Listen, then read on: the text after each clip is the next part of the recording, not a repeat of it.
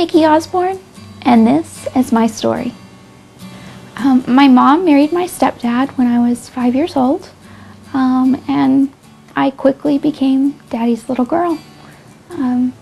I really didn't have a relationship with my real father, my biological father. My mom and my stepdad and my sister were all that I knew. At the age of 7, everything began to change.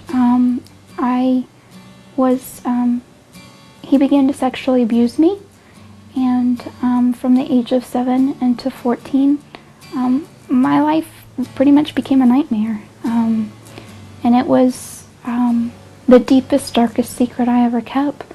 I remember it so clearly.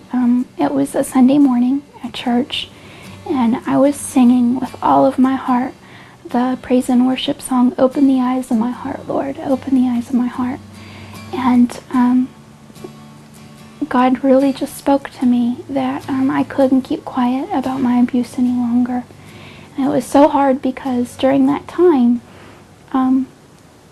when I broke down in church in tears, complete mess, the person that came to comfort me was my dad.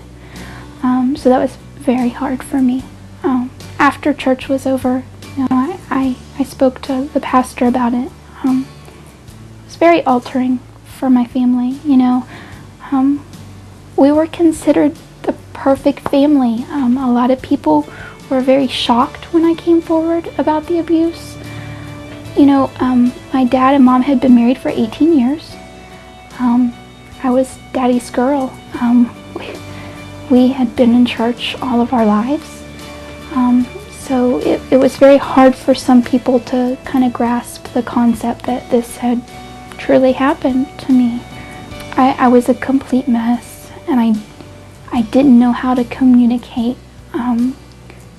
clearly what had happened to me for all of those years. And it took quite a while before I was able to clearly explain everything to my family without just being completely broken. The story just didn't end with breaking the silence. I went into therapy, which was a help, but the biggest help was giving it to God. That was the only thing that pulled me through, giving it to God. God has restored so much in my life. I've gone from abuse and desperation to thriving, love, and definitely hope for the future. Just to know that I'm going to be able to help others who have endured the pain and suffering of sexual abuse,